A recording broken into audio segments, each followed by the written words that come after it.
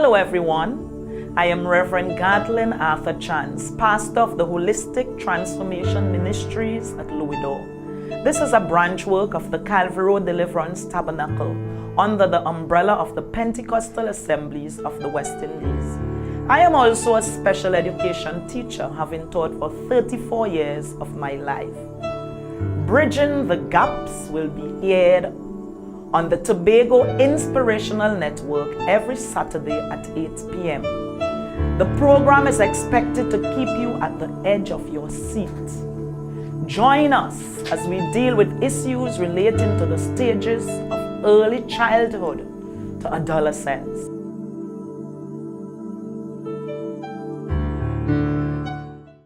A pleasant good evening to you, wonderful viewers. As I always say, it's a pleasure for me to spend this time having a discussion with you. May God richly bless you as we spend this time together. Today, on set with me is a beautiful young lady.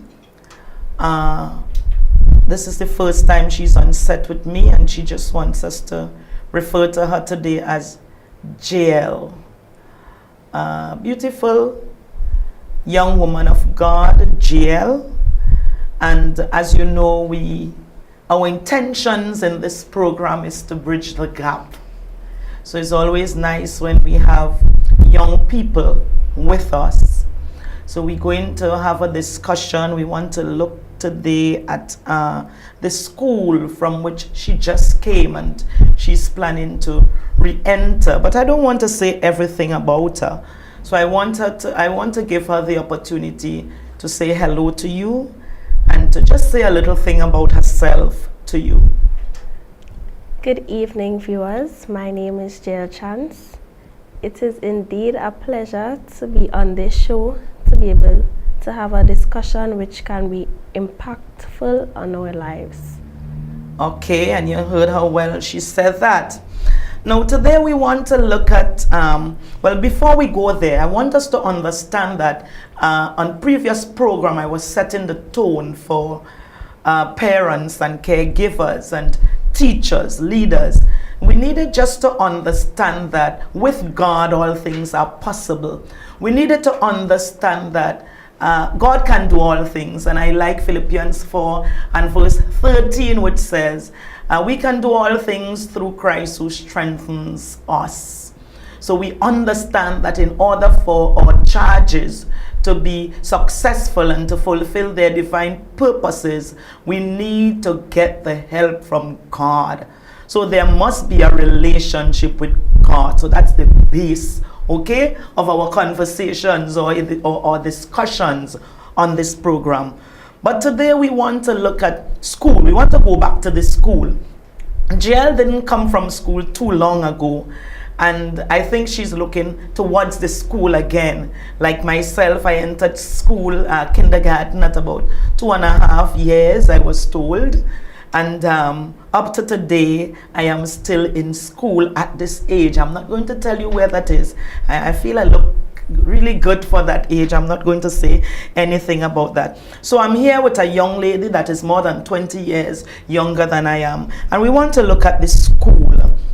I must first congratulate principal and teachers and parents and caregivers for the good jobs that they have been doing with their charges.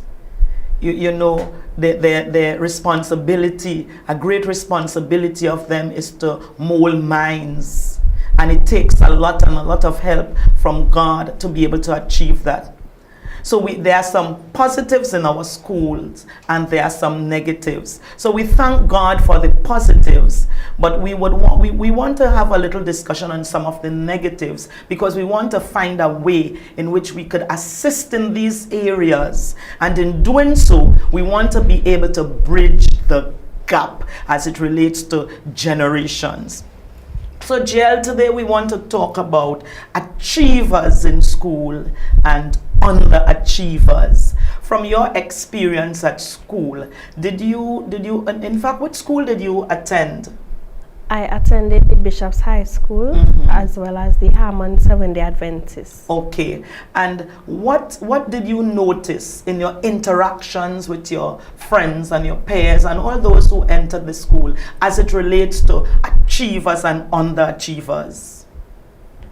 Certain individuals, they had a great motivation to succeed. Yes. And this self-motivation caused them to push in their schoolwork and probably co-curricular activities. Okay.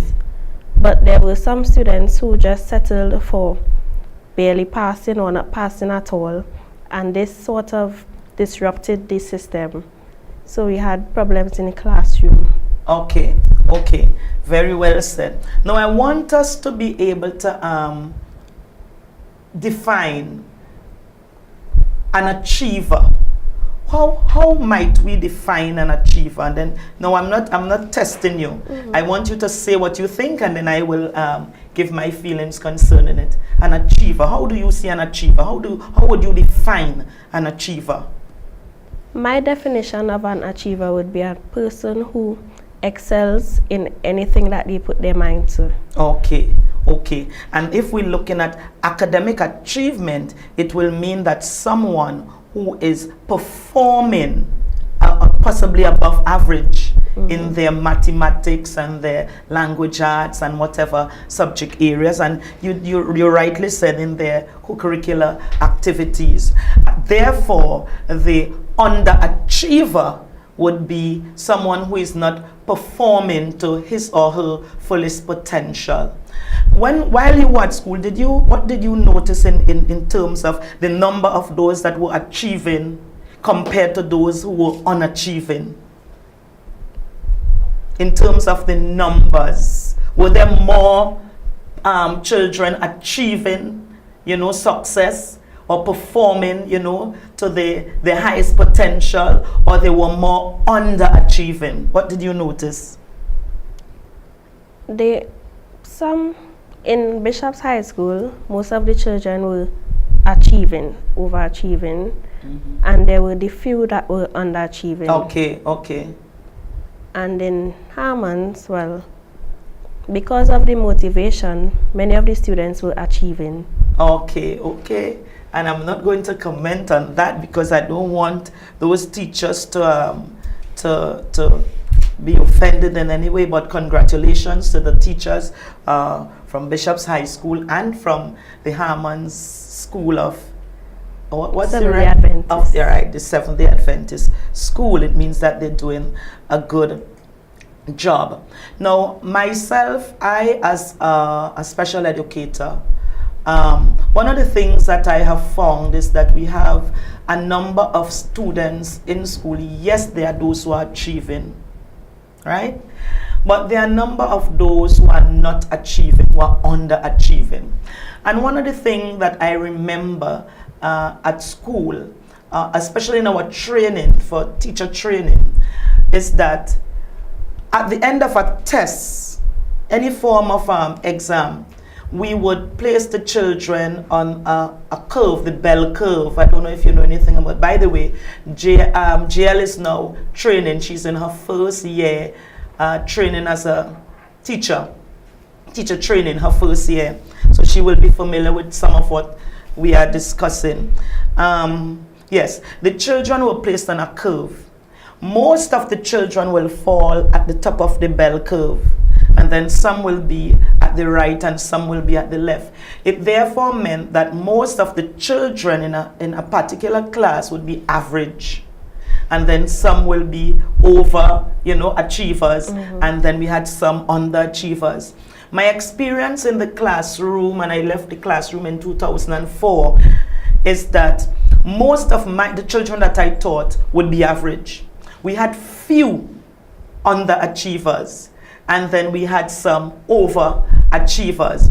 So I cannot remember in my teaching experience that I had a class of children on a curve that was skewed. And you understand what I meant by, when you can't get it to form the bell, then it will either be skewed to the right or it will be skewed to the left. But today I find in visiting schools, and I'm speaking about the primary school because that's where I would work more. And what I hear about some of the secondary school is that our curves are skewed. I have entered some classes where teachers told me, Miss, 20 of these children can read, or 14 out of 20 can read, or 15 out of 20 can't read. And that is something strange for me. But that's a new thing that is, that we're seeing in the schools today. There seems to be an increase in the number of underachievers. Might I let our viewers know that it does not mean that they are not overachievers and achievers. Today we are looking at the underachievers. So we have an increase in the number of underachievers in our classrooms. And it is something that we could look at. And that's the reason why I want the younger people to be able to tell us what might be some of the reasons, for the underachievement in the classroom. What do you see? And from your experience, it doesn't have to come from a book because you had the experience of being in school. What do you see as some of the possible reasons for underachievement among our children at school, whether it be kindergarten, primary, or secondary? One main reason is peers. Okay. So the influence of friends. Another main reason. Like what? Like how would friends influence you to underachieve?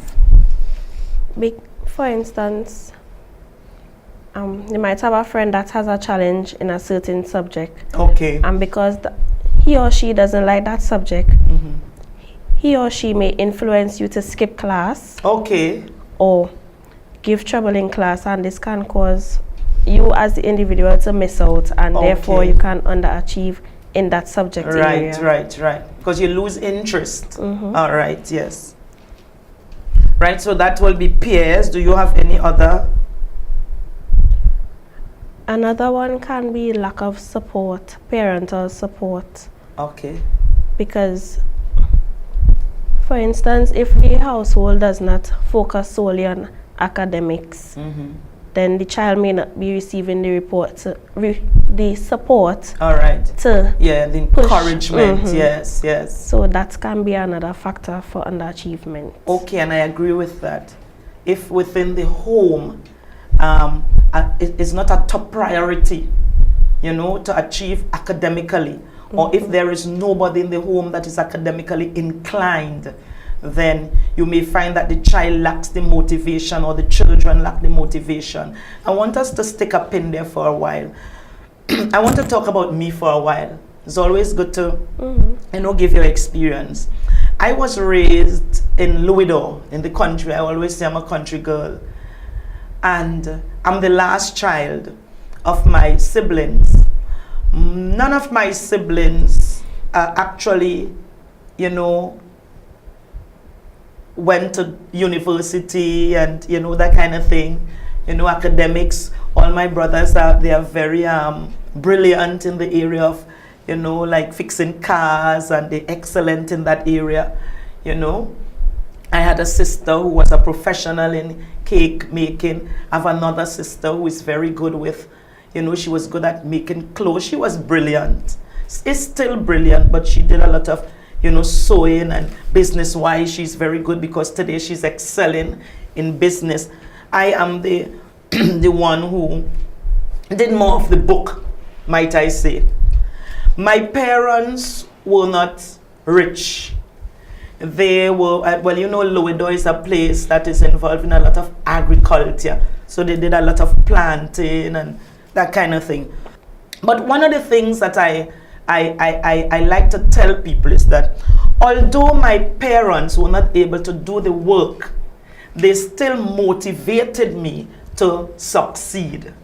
So my mother would, if I had homework to do, she would like sit with me at the table, and she would look at my book.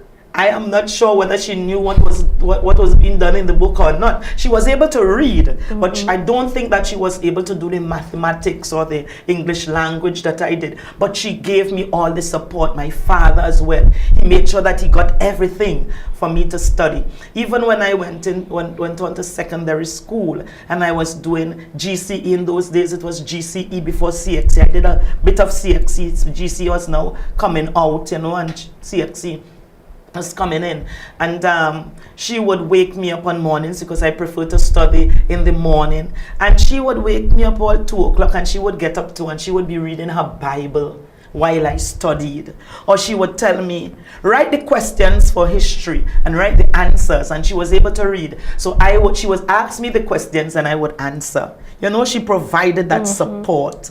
So, you know, yes, there are some families, you spoke about it, who they're not academically inclined, but they could still give the support, you know, to their, what do you think about that? True, I agree. Yeah, they could still give their support. But we want to also look at other reasons. So far we looked at peer pressure. And that would be more so for the children in the secondary and probably tertiary level. Not so? And probably primary school sometimes, right? And then we said another one would be parental involvement, right? The lack of support from parents. Can we think of any other reasons? Because we really want to explore this area. Any other reasons for underachievement? The social media.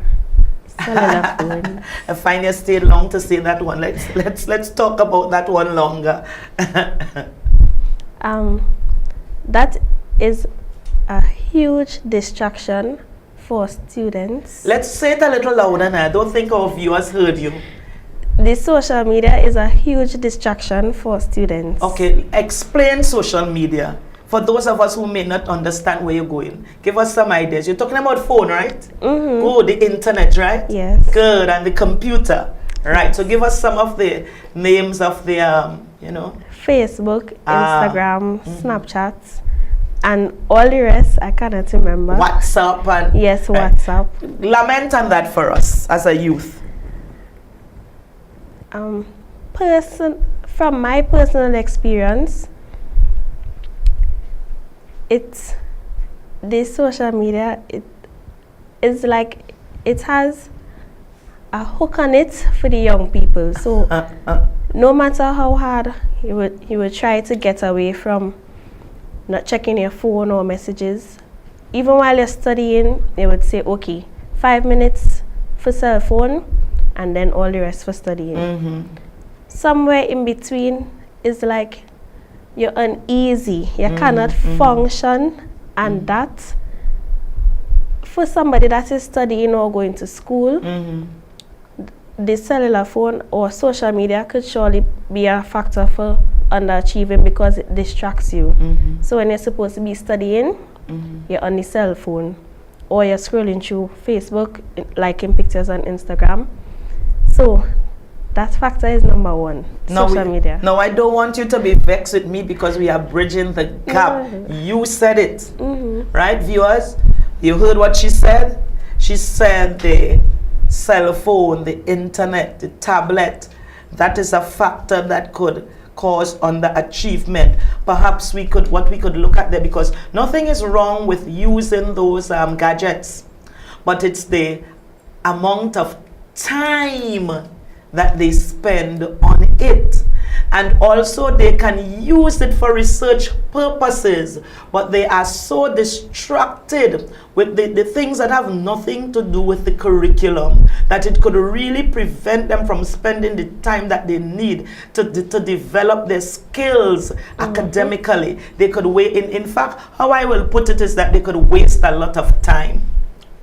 I remember some time ago I told a young lady who was in my house, I said, if you could invest the time that you invest in that phone in your studies, then you will be an A+ student. And it's true, and it's coming from the mouth of a young person. All right, what other things may cause underachievement? Can you think of any?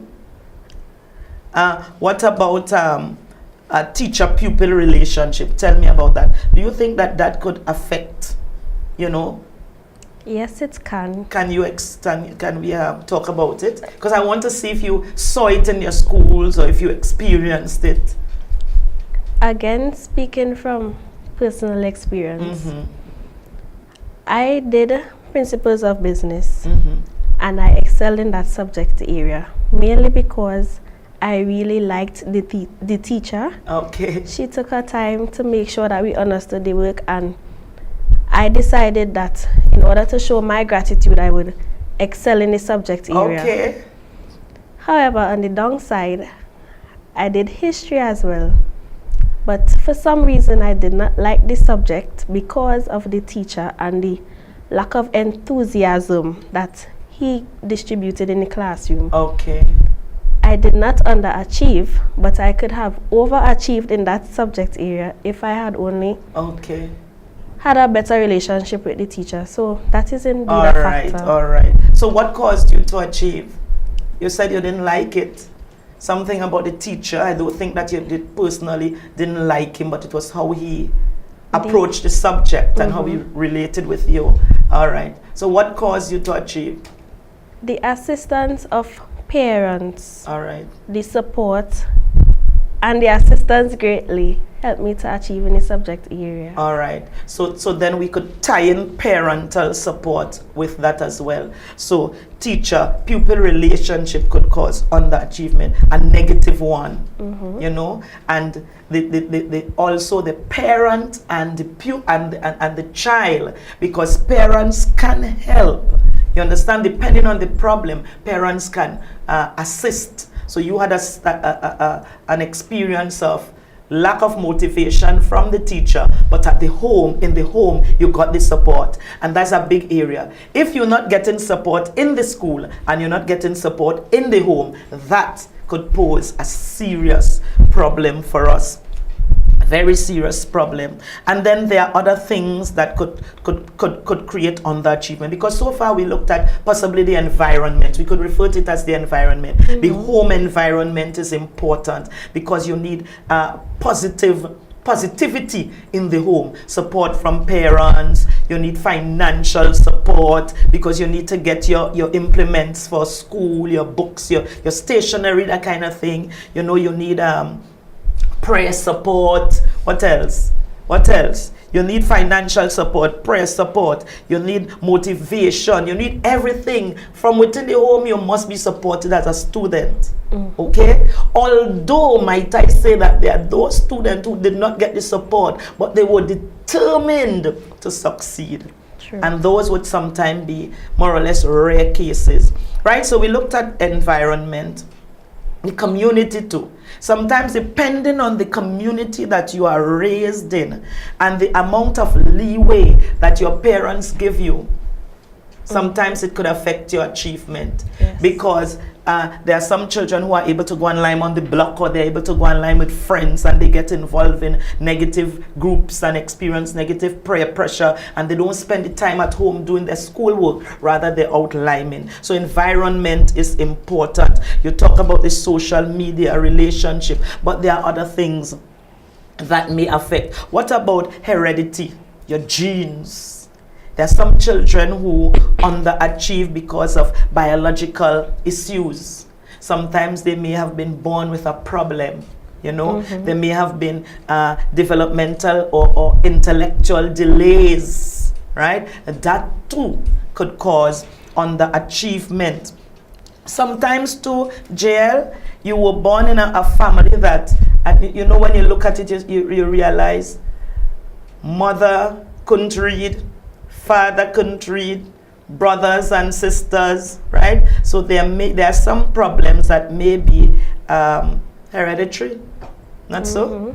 But then sometimes you may find yourself in an environment in a school where you're exposed to the remediation and the support from within the educational institution that may be able to help. And we will talk about these things in more details later on. We're just looking at the issues. And what about medical problems? What do you think? Could that affect achievement? Could that cause underachievement as well? Sickness, what do you think? I believe it can, Yes. because you'll be missing school a lot. Right. And Right. Absenteeism may be a great problem there. And what else? And medical issues, it can affect you psychologically. So Yeah. everything is just connected. Connected. There's a network of things there, because sometimes you're in the hospital all the time. Sometimes you're just not feeling well, so you can't study. You can't spend that time studying. Sometimes there are behavioral deficits. There are some children who ADHD. We're not labeling nowhere. We're just looking at the things that they just can't sit still and attend. They can't self-regulate, and that kind of thing. Listening is a problem. Sometimes there is just general misbehavior. There are some children that generally misbehave, and that could cause underachievement. So there are a number of things that could cause one to underachieve.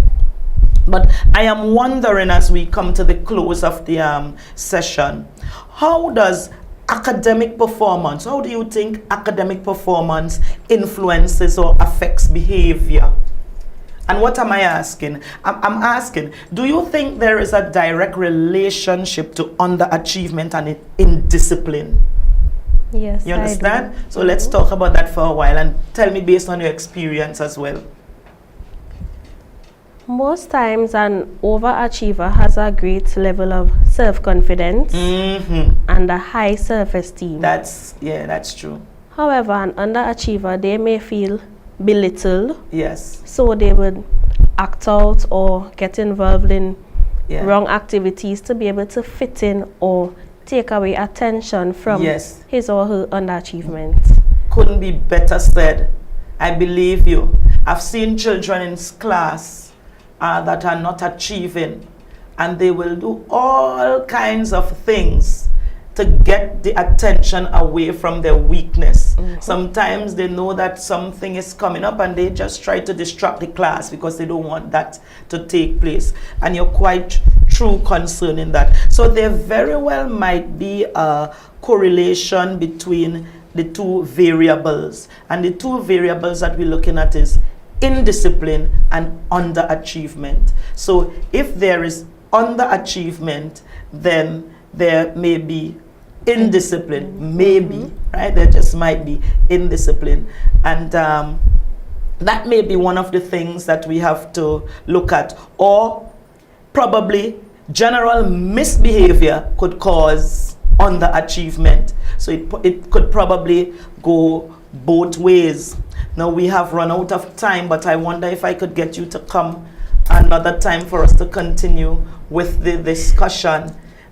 We have run out of time, but I was enjoying it so much. Viewers, I'm sure we are enjoying it, because this is one of the areas that we need to deal with. And as we come to a close, I want to remind us that despite whether our children rather are underachievers or overachievers or just in the midway, we need to love them. We need to show them love. We need to support them. We need to involve them in the spiritual dimension, because God is able to help. One might be underachieving and feel, as JL said, they have very low self-esteem, but God loves them. And we have to remember that I can do all things through Christ. So we're not doing this to pull down anybody. We are doing this to show you that God can. If you're underachieving, God can help you to overachieve. So I want to thank you, viewers, for spending this time with us. We are going to continue this next week, and on the following week we're going to be bringing in professionals, because this is what we are going to be dealing with these days. Invite somebody to look at the program and to spend the time with us. May God richly bless you. Bye-bye. Thank you, JL. Hello, everyone. I am Reverend Gartlyn Arthur Chance, pastor of the Holistic Transformation Ministries at Louisville. This is a branch work of the Calvary Road Deliverance Tabernacle under the umbrella of the Pentecostal Assemblies of the West Indies. I am also a special education teacher, having taught for 34 years of my life. Bridging the Gaps will be aired on the Tobago Inspirational Network every Saturday at 8 p.m.